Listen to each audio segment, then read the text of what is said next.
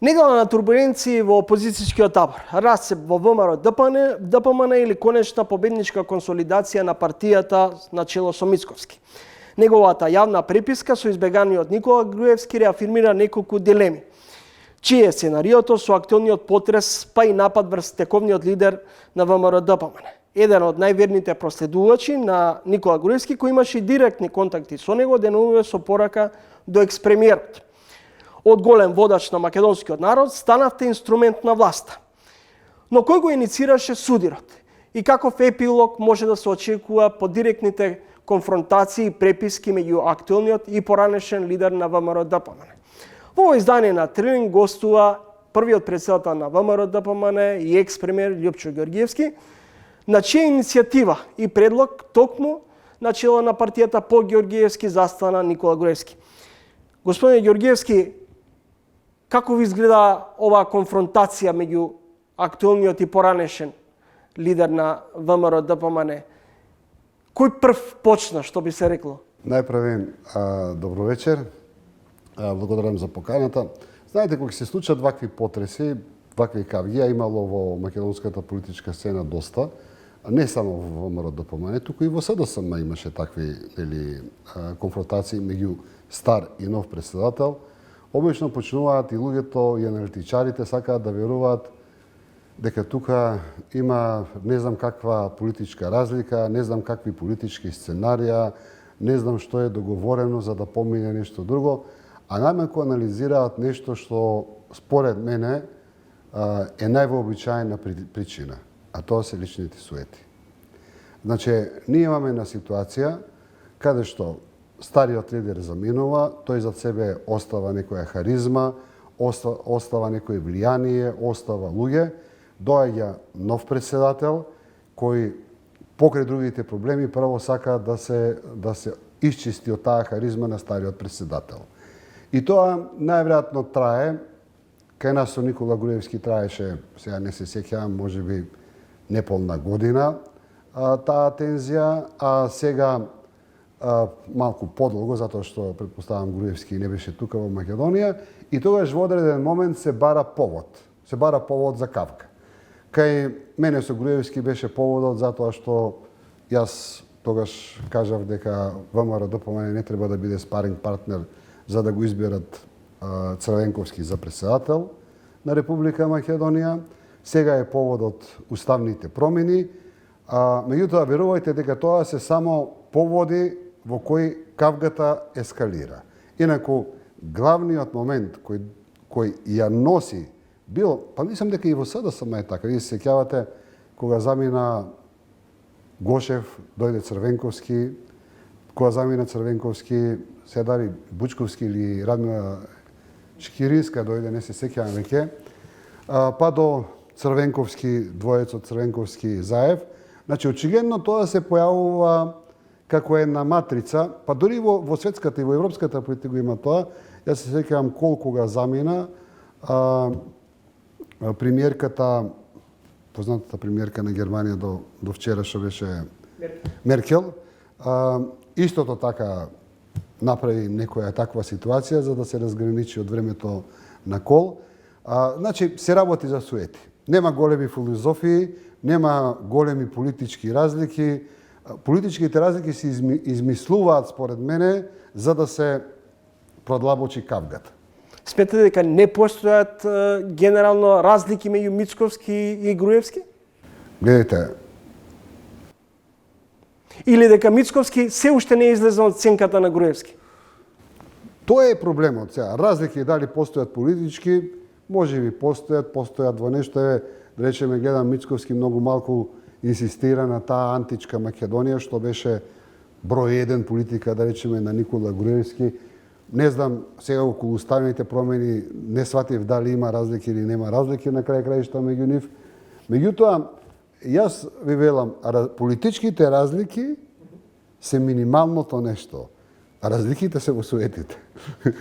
Да се излезе од сенката на претходниот. Господин Ѓорѓиевски, на Facebook имавте Facebook статус во кој му пишавте на Груевски: ви го прават она што мене ми го правеше ти. Да. Дали тоа е суетно од ваша страна осветништво. Точно е суетно, јас тоа го кажам, тоа е чисто персонално, не е политички, меѓутоа не можам да не му го кажам, затоа што кога го гледам сега, кога се лути што му прави ВМРО ДПМН или членовите на ВМРО ДПМН, како се оградуваат, како се дистанцираат, како се ето тоа, сакам да го потсетам дека тоа го правеше истото према мене.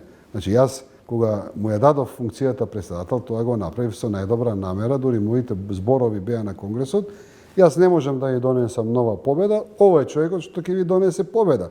Значи јас ако сакав да останам во ВМРО ДПМН, никој немаше да ме смени, ниту бараше никој да бидам променет. Значи јас се жртвував за ВМРО ДПМН, меѓутоа за жал ниту Никола Груевски, а уште помалку целата таа структура околу него сакаше тоа да го свати. Значи јас можев да синатам да си бидам уште 4 години, да терам, ако треба уште еднаш да изгуби ВМРО ДПМН, меѓутоа јас направив чекор со кој ВМРО ДПМН ќе победи. И тоа се случи. ВМРО ДПМН победи со моето излигување.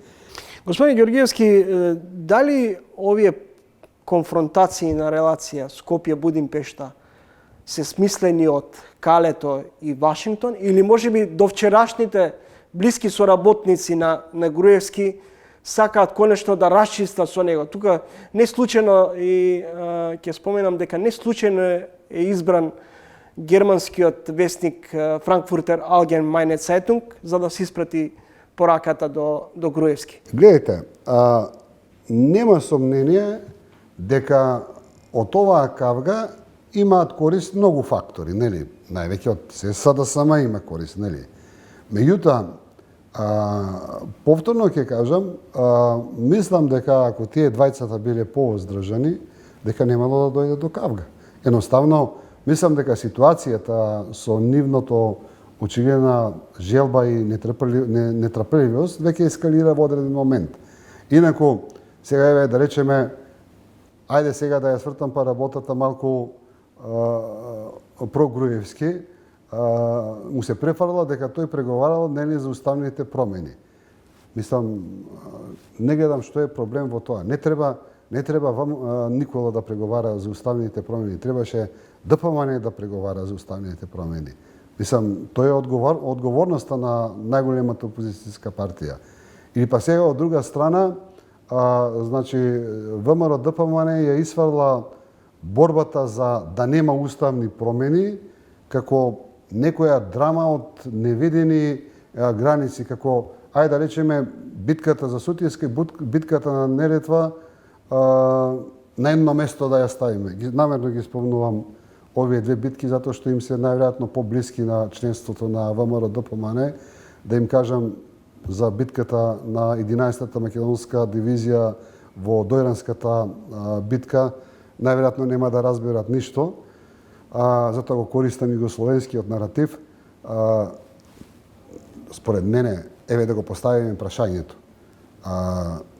Дали вреди, односно да го поставам основното прашање, дали ВМРО ДПМН чувствува на некој ниво дека треба да му помогне на еден лидер кој 11 години им давало власт, на уште 20 на луѓе кои беа притворени и затворени и конечно на сите тие луѓе од 27 април кои се во затворите. Ако чувствуваат потреба да направат некој чекор, ова со уставните промени има идеална можност. Сметате ли дека владеачката гарнитура сега е подготвена дури да му подаде рака на Груевски, имајќи во преди дека се донесени и измените на кривичниот законник, и при тоа да заборави на целиот оној период на владење на Груевски се она што беше направено? Најиндикативно од сето тоа беше интервјуто на Али Ахмети. И таму дефинитивно висеше во воздухот дека има некоја таква работа. Сега, до кој степен да му се прости, тоа исто така не можам да го кажам. Може би на сите тие луѓе околу Груевски, нели, што се по затворите, некако да им се прогледа на некој начин, на овие од 27 април што влегува во парламентот. Дефинитивно според она што го чувствувам во воздухот и како наликуваат работите и она што зборува ВМРО ДПМН, дефинитивно имало некои пазари. Јас не сум вклучен во тие пазари, ниту ги знам деталите на тие пазари, правам анализа од она што ги слушаме, нели, и едните и другите што зборуваат. Меѓутоа, јас пак го поставувам прашањето за ВМРО ДПМН. Дали не сметаат дека еве ако страна на СДСМ им е понуден одреден пазар до некое ниво, нели, ослободување на целата таа маса на луѓе, дали тоа не е доволна цена да ја платат со гласање за уставните промени? Според мене да. Господин Георгиевски, зошто не успеал разговорот Заев-Мицковски? Значи, за тоа исто излегува шпекулации, меѓутоа јас како што сметам дека раководството на СДСМ се нема согласено со некои такви концепти. Сметате дека тоа е во рамки на шпекулациите? Па дефинитивно имало некои разговори и тука, до кај оделе, до која длабочина, не знам. Меѓутоа има доста индиции дека имало разговори. Средбата се случила непосредно неколку денови пред онаа лидерска средба меѓу Ковачевски и Мицковски во клубот на пратениците, кога се иницираше и предлогот ВМРО ДПМН да влезе во владата со неколку министри. Ама пак доаѓаме до тоа. Сега ако Груевски преговарал со Ковачевски, а па зарем не е исто така еретички, па од партиски поглед на ВМРО ДПМН, па Мицковски да разговара со Заев. Според мене тоа е пат во поглед на политичкиот греф, нели? Значи, на крај краишта, значи, она што јас се обидувам да го кажам подолго време, не е проблем да се среќаваат политичките лидери,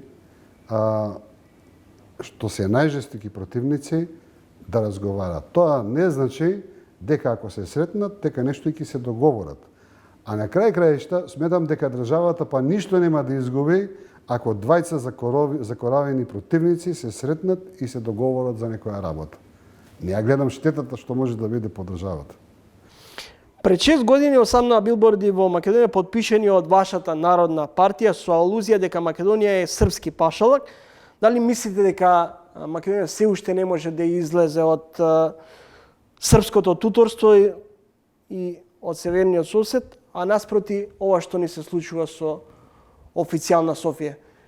Индикативно е за честени средби меѓу македонското раководство и српското, разговори меѓу Скопје и Софија се поретко гледа. Гледайте, Чановски, најчест збор кој денеска можеме да го чуеме во Македонија од опозиционери и од разни, како да ги кажам, независни интелектуалци, па и новинари, е бугаризација. Бугаризација, нема да дозволиме бугаризација на Македонија и не знам што. Ја да го поставам прашањето, каде ја гледате бугаризацијата во Македонија? Освен таму десетина луѓе кои, нели, си имаат еден сајт Трибуна, кај што, нели, си ги изборуваат нивните тези, еве сите тие загрозени од Бугарија во Македонија, нека се свртат околу себе и да речат каде е бугаризацијата во Македонија. Нема такво нешто. Напротив, главниот процес кој денеска се случува во Македонија е србизацијата. Значи, имам чувство дека она што во раните 90-ти години што се покриваше со ние сме југословени, меѓутоа пак кога ќе разгледавте и тогаш бевме против словенците, бевме против хрватите, бевме против косоварите, пак на крајот се сведуваше дека ние сме само за Србија од таа Југославија, ама пак таа Југославија правеше некаква форма. Бевме за Југославија. Денеска мислам дека веќе тоа не се ни крие и кавгата со Бугарија, за жал за тоа мислам дека сама си е виновна и Бугарија со ветото и една реторика која уследи после ветото. Денеска ние сме свесни на еден процес на србизирање на македонската држава, како никогаш досега. Дури морам да кажам, Лазар Кулишевски веќе ми изгледа како македонски национален патриот во однос на тоа што денеска се случува со србизирањето на Македонија. Главен носител очигледно е ВМРО ДПМН со неговите структури, што е иронија на историјата во целата таа приказна, а за жал на тоа се приклучени, нели, сигурно делови и на СДСМ, академијата е тука во тој процес. Значи, гледате, ова како добро дојде да им дојде, сега Бугарија ни става вето, сега можеме веќе слободно да си отвариме нашата душа, да си бидеме со србите поблиску. Тоа што Бугарија го прави ветото, не значи дека треба ние да станеме нели сега пак огранок на српската политика. Погледнете политички, ние се воодушевуваме на секоја постапка на Вучич. Во србите се исмеваат на тие постапки во кои ние се воодушевуваме. Првата реакција во Македонија на сендвичот што го јадеше Вучич беше општо воодушевување. Па после свативме дека во Србите парче го прават за таа, во Србија парче го прават за таа работа. И јаде да погледнеме на друга работа. Со месеци во Србија се демонстрира да ги забранат Пинк и уште една која беше таму телевизија. Нивна, српска. Значи, ние немаме проблем со тие телевизии. Значи, дури ние не го фаќаме ни тоа позитивното што се случува во Србија. Значи, се што доаѓа од таму, ние го голтаме и го претвараме како наша општествена, нели, како да е дел од нашето општество. И конечно, не можам да не кажам. Не знам кога е тоа подпишано, меѓутоа мислам дека во времето на Никола Груевски вие имате договор меѓу Македонија и Србија за обнова на сите српски споменици кои меѓу двете светски војни во времето на српската окупација се изградени. Бугарите кога доаѓаат 41 ги рушат и сега ние имаме обнова на тие српски споменици. Ние практично имаме едниот најмаркантниот е во Зебренјак во Куманово, некни пред 2 месеца имаше на Брегалничката битка во Штип обнова, пред 3 месеца имаше во местото Рамне во Охрид. И што е најинтересно, во местото Рамне на Охрид вика вака: овде се убиени 300 срби, не знам како што, од локалните бугарски бунтовници. И сега доаѓаме до најинтересното прашање. Трагикомедијата на целата таа приказна. Нам не ни пречи никога србите не нарекуваат, нели, нашите историски личности ги нарекуваат бугари. Значи, молчиме за тоа. Вие ако отворите интернет, веќе имате серија на документарни филмови, каде што Гоце Делчев, Даме Груев, ВМРО се нарекува бугарска организација, бунтовите низ Македонија против србите се нарекуваат бугарски. И никој од македонската историска елита, пред сега, иако би требало и политичка, не реагира на тоа. Господин Георгиевски, во еден јавен настап велите дека во земјите од постсоцијализмот се направени крупни ревизии на историјата. Што би требало ние да направиме во вакви околности кога се натегаме со официјална Софија, чие е Гоце Делчев? Дали постоиме од 45-та натаму? Не, гледайте, вака сега. Или претходно? Јас тоа сум го кажал и порано. За мене, да, постои, за разлика од многу што негираат и не сакаат тоа да го приват. За мене е јасно дека македонскиот народ има општа историја со бугарскиот народ. Процесот на осамостојување никако не може да се врзе со 45-та година. Напротив, тоа трае барем 130-140 години.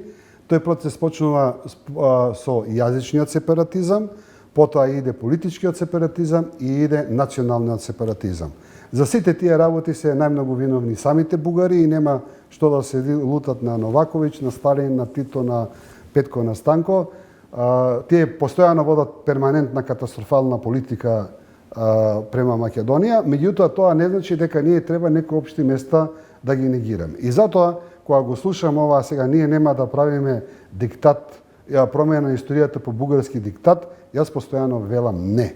Ние треба да си направиме ревизијата не заради бугарски диктат, туку заради нас самите.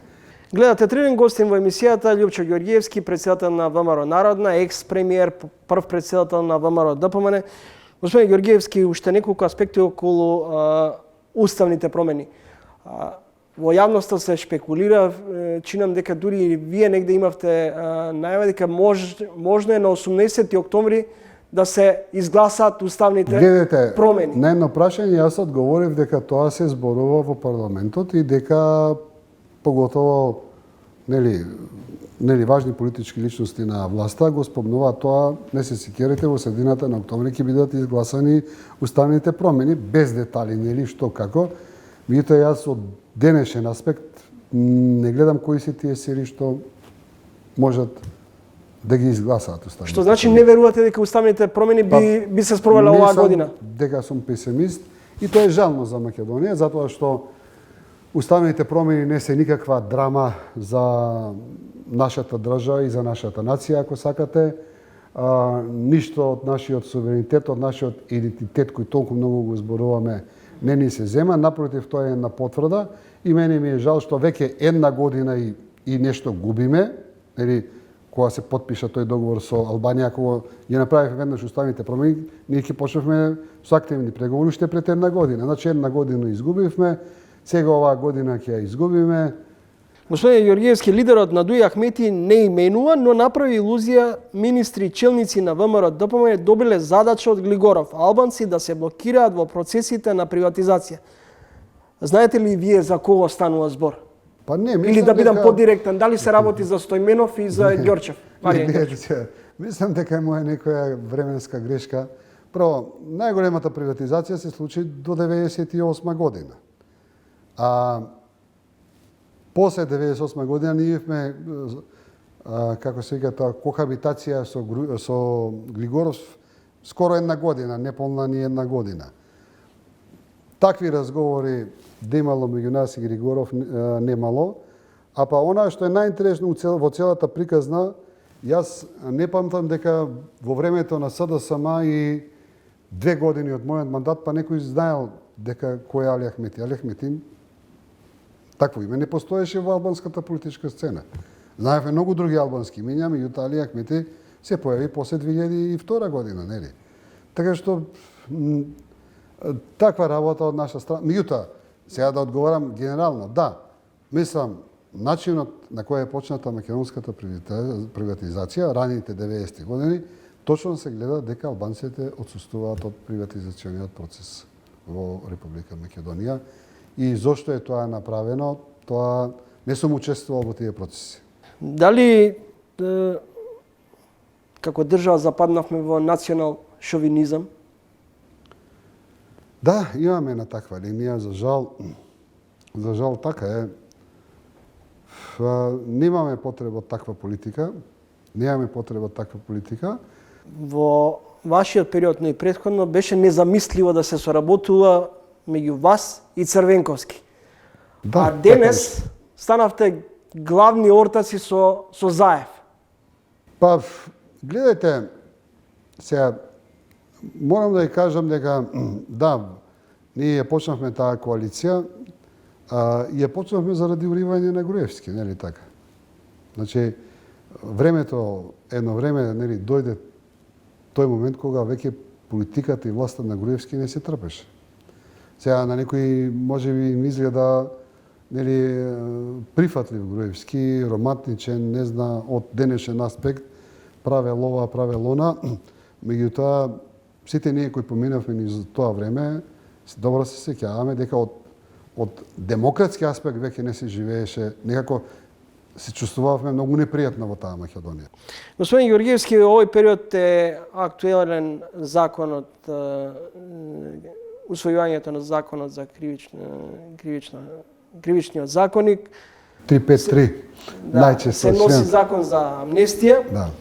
Но сега директно да ве прашам, дали амнестијата повторно оди парцијално, главно се работи за функционери, но и вас лично како политичар, како екс-премиер, дали може би се чувствувате амнестиран од делот одредени погрешни политики, на бегање од одговорност како политичар? Ајде сега вака. Членот 353 е член со, можеби, најголем историја, гледам, ние нотариотичарите тоа не го кажуваат, е член со најголема историја во македонскиот правосуден систем. Значи, кога се почна транзицијата раните 90-ти години, последната комунистичка власт, членот 353 го тргна, воопшто го избриша. И првите 10 години од македонската транзиција, кога беа најголемите приватизации, кога беа најголемите, не знам, сделки во бизнисите и преточување на државниот капитал во приватен капитал, 353 не постоеше. Тоа не знам зашто никој не го спомнува. А 353 го врати нашата влада, токму заради тоа, и беше министер Камбовски во нашата влада, да направиме нешто, да го уплашиме општеството, мислам, тие што се на политичка сцена и сето тоа, да бидат повнимателни, и го вративме 353. Значи, овој член е напишан од мојата влада и изгласан од мојата влада. За жал, после што се случи, од кога паднавме вие се сеќавате, СДСМ на господин Црвенковски почна со масовни притвори, може би 20 на луѓе од нашата влада на повисоко, на пониско ниво беа притворени, и сите тие беа притворени само по член 353. Во таа насока, јас, како одговорен за сите тие луѓе, почнав преговори тој член 353 да се смени, и ќе ве подсетам дека во времето на Бучковски ние направивме некои остапки, гласавме или правевме кворум за некои закони што им беа важни. Сега не се сеќавам кои беа тие закони, а за возврат требаше тие да го донесат 353, да го променат во одредени, некако сега, со толку голем интензитет, туку писам само дека требаше да се конкретизира злоупотреба на службена должност, ама да се докаже и криминалот. Сега, после ќе се навратам за суштината на сето тоа. И тој закон помина во првото читање, знаете кој го сруши? Никола Груевски.